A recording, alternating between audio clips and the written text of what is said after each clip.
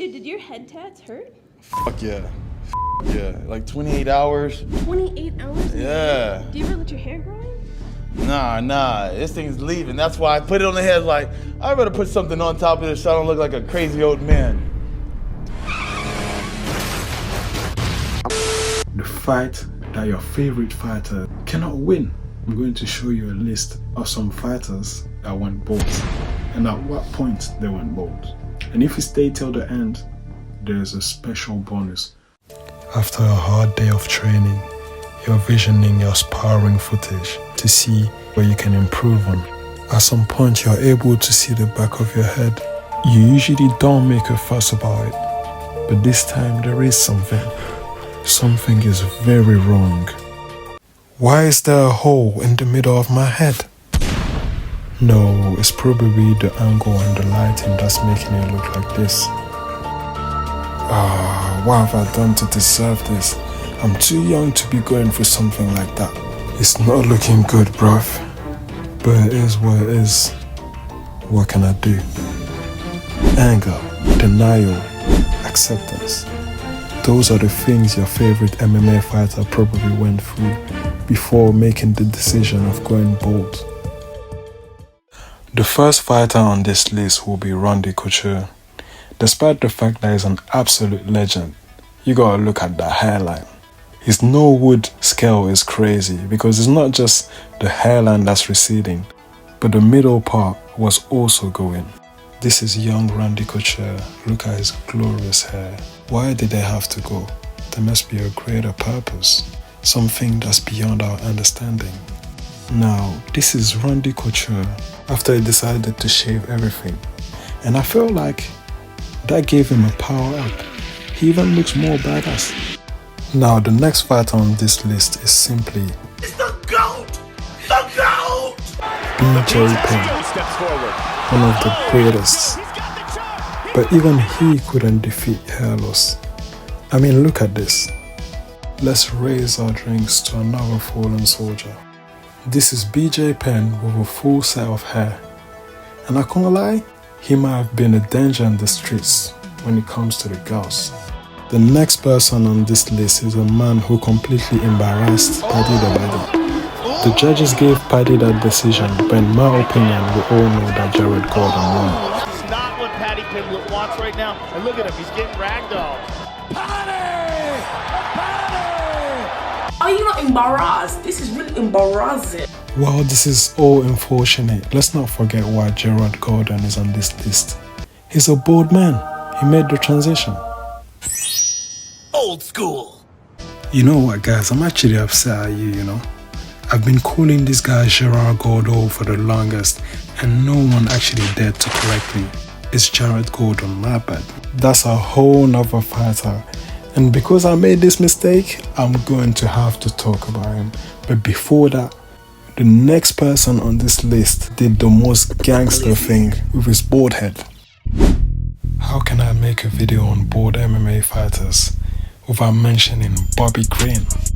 I'm not a fan of tattoos at all, but you gotta give it to him. He's got the coolest head tattoo I've ever seen in my whole life. He's probably the only fighter on this list that looks better without his hair. But when I said he used his bald head to do something gangster, that's not what I meant. You remember Jared, right? Well, guess who knocked him out? Yes, yours truly, Bobby Green. But it's not just about the knockout, it's how he knocked Jared out. If I say Mike Tyson versus Evander Holyfield, what comes to your mind? You may say ear bites, but I would say headbutt. And it seemed like Bobby Green took some leaves from Evander Holyfield's book, because that headbutt looked crazy. Guys, I wanted to take a couple of seconds to introduce you guys to one of my new partners, iSinwheel. If you live in the UK, you're gonna want to hear this, because we all know how traffic jams are, and when you want to get from point A to point B, like short distances, quickly go to the office, go see some friends, you don't want to be stuck in traffic for 20 minutes when you can do the distance in like literally 5 minutes. So we need something that can get us from point A to point B really quickly, something portable, something like an electric scooter. However, they tend to be very expensive.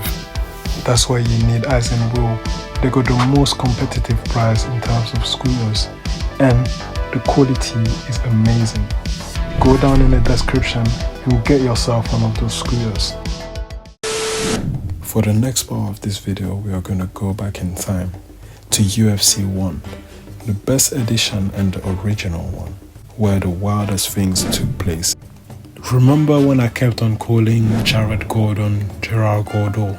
But this man Gerard Gordo was one bad guy, and if you look at his hair, you would understand why he will make it on this list, because he was a true savage, and his hairline was even more savage than that. Savage. For the next fighter on this list, all I need to say is number 1 pound for pound, and you should have an idea of who I'm talking about. I've always seen Volkanovski as a bald guy, and I never even imagined what it looked like with hair, but here it is. What do you guys think? Does he look better with hair or without? At least we never got to see his hairline receding. He just came one day and he was bald. But the next fighter on this list, we saw everything.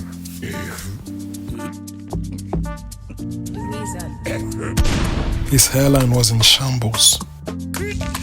Even Yujiro was laughing at that Kamaru Usman haircut.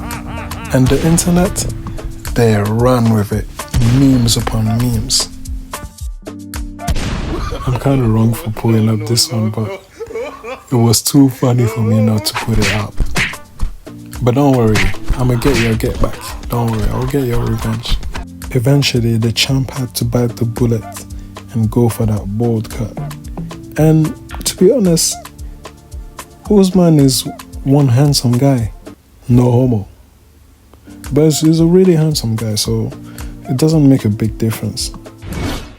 The soldier of God, and also another fellow bald man, Yoel Romero. I was struggling to find any footage of him with hair until I remembered that he was an Olympic medalist in wrestling. I don't know what the hell the commentator is saying in Japanese, but arigato, because it sounds good. But yeah, that's young Yoel Romero with hair.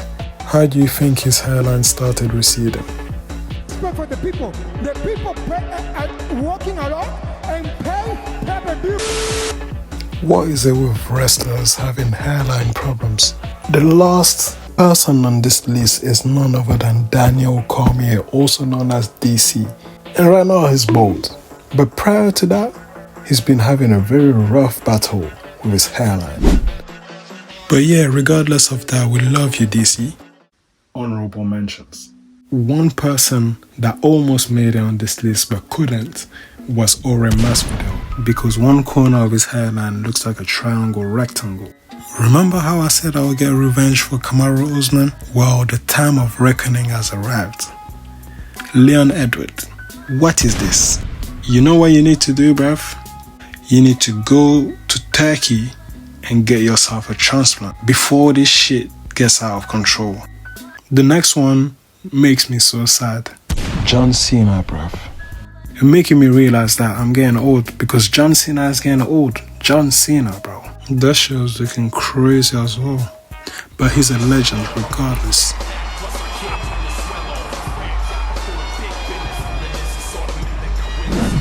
And last but not least, Vegeta. Vegeta got that crazy V-looking, M-looking hairline. I don't even know how to qualify it. Looks hard though, but it's crazy. Imagine that on a real person. Now that would be some fucked up hairline. And finally, this is the bonus part. Is there a remedy? Yes, of course there is a remedy.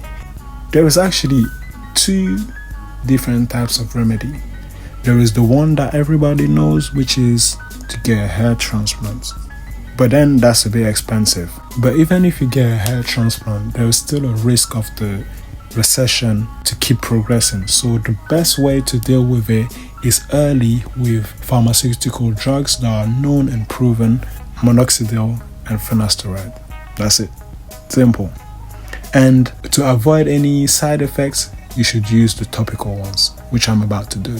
I will also leave some links to some videos in the description so that you can make your own opinion about it and you can be more informed. That's the video. Make sure you like, subscribe, and share.